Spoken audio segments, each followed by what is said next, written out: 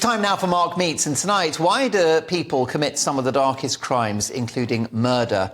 Dr. Sohom is a forensic psychiatrist who treats the so-called criminally insane, many of whom assault, rob, rape or even kill. His work takes him to high-security prisons and secure hospital wards across the country, as well as inside courtrooms, giving evidence as an expert witness. He's put it all into a book which is called In Two Minds, Stories of Murder, Justice and Recovery from a Forensic Psychiatrist. And I'm delighted to say Dr. Sohom joins me now. Congratulations on the release of the book. Thank you so much. Thank you for having me on, Mark. Let's make some noise about that book. First of all, what got you into this field of medicine? So, I've got to be honest, when I went to medical school, I didn't really have a plan, didn't really feel connected to or passionate about any of the topics that I did. Okay, you weren't like, I'm obsessed with the liver? Exactly. Or anything like that? Nothing that really, floated my boat until I did psychiatry. And it was stepping into the bizarre worlds of people with all these strange experiences, delusional beliefs that first got me hooked. And then I did a placement in forensic psychiatry where everybody on the ward had committed a serious offence, some of them killed people. Yeah. And it's their backstories, Mark, that really drew me in. There's always a reason that they ended up with a mental illness or with severe violence, and often it's the same reasons.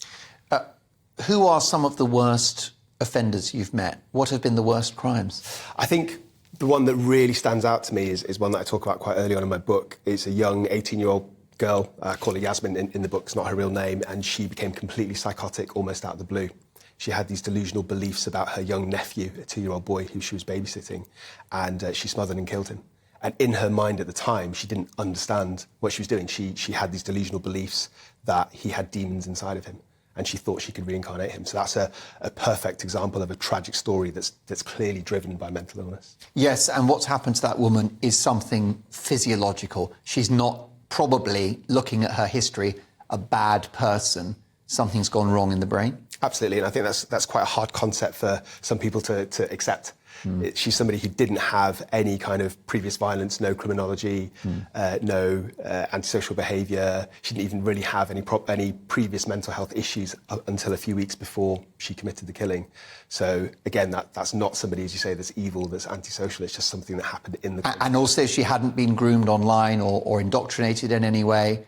This was something physiological, a bit like if you have a heart attack or something broke inside her. Absolutely. And what would that be? Would that be a chemical imbalance, or what could have happened? So in this particular case, she had schizoaffective disorder. So that is a combination of schizophrenia and a mood disorder. Absolutely, it's a chemical imbalance. Psychiatrists in general can't profess to know everything about the brain, but we know that it's related to dopamine levels within the brain. Yes. So things like schizophrenia, this is not a spiritual issue? No. It's medical? It's medical, yeah. Right. And are there people you've encountered who are just bad people? Is there such a thing as evil? I would say yes, there is such a thing as evil. I wouldn't use the term evil clinically. I would use the term antisocial. So antisocial personality disorder is somebody who typically lacks empathy, doesn't care about the rights of other people, they don't care about obeying the law, they're impulsive, they're aggressive. Jack the Ripper was highly antisocial? He was probably antisocial and also psychopathic as well. Right, I see. And it's that lack of empathy which is an important theme in the book, that these people commit these crimes because they don't have the usual checks and balances that you and I would go through. So I'd say that there's a spectrum, Mark. On one end of the spectrum, you've got people like Yasmin, that's pure psychosis or mental illness that drives their offences. And the other end of the spectrum, it is their personality disorders. So it's all those things that I was describing. And so even then, there is something wrong with them, and therefore they might have murdered, but we need to actually understand that something, again, has let them down. Yeah, and what we do when we're rehabilitating people in these secure units is we dig deep into their backgrounds and try and understand the events and the traumas that they've suffered that have shaped. So if you look like a dreadful monster like Levi Belfield or someone like that I guess, and I do not want to extend even an ounce of sympathy towards him, but you would probably categorise him as an unwell person rather than a bad person? Well, if he's just antisocial and if it's not because of direct symptoms of mental illness like hearing voices or delusions, then I would categorise him as somebody that's in control of his actions. So, yeah, a bad person. OK, interesting stuff. Have you ever feared for your own safety, and have you had flashbacks to some encounters? Because you're in a very dark world here in your work. Yeah. I have definitely had some hairy moments, especially within secure units. I was punched in the face on my very first day, actually, on a secure unit. Good start. But I have to say that is exceptionally rare. So the vast majority of the time, people are on their best behaviours, especially if I'm assessing them as a one-off case in prison to write a court report. Have you been kept at a safe distance from some of the worst offenders?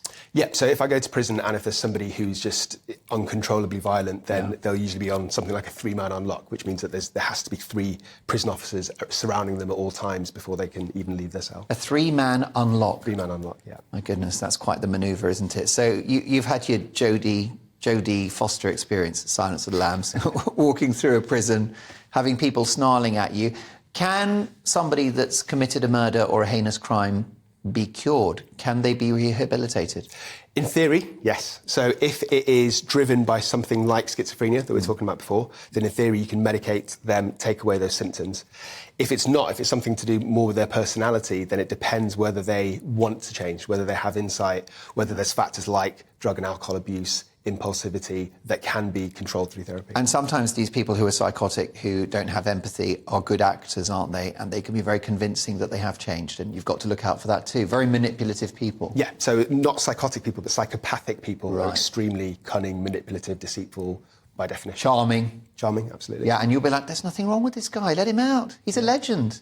And they function really well in the corporate world and in media as well. Yeah. Yeah, I've met a few. Me too. What are you saying? But so it's an extraordinary thing, and so what stands out in the book? Having written the book, what stands out as where we need to go from here in terms of understanding these crimes? I think one core truth that is quite unpalatable for a lot of people is that almost every offender, especially violent offender, has been a victim at some point in their lives.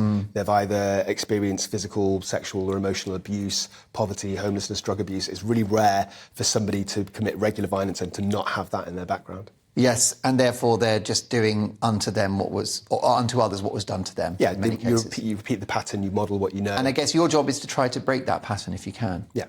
Yeah, fascinating. Congratulations on the book. Let's make some noise about it because I don't think it's had the publicity it deserves.